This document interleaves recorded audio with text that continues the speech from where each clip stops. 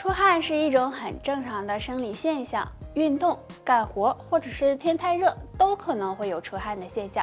只是有的人出汗少，而有的人呢出汗就像下雨一样。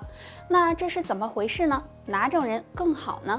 其实我们每个人的体质都是不一样的，所以呢就会有出汗多和出汗少的情况。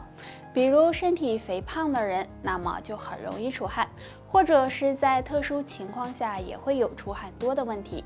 但只要是在机体正常的情况下，对身体呢是没有伤害的。而有的人很难冒汗，这是什么原因呢？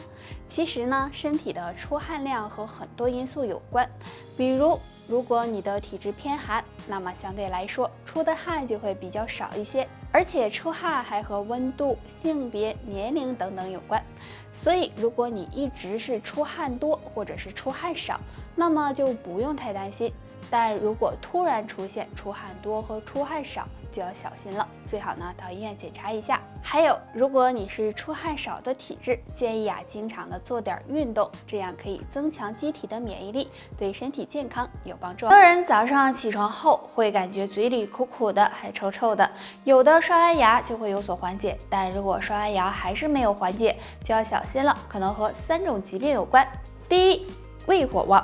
如果高蛋白、高脂肪的食物吃多了，堆积在肠胃不能够消化，那么就容易引起胃火。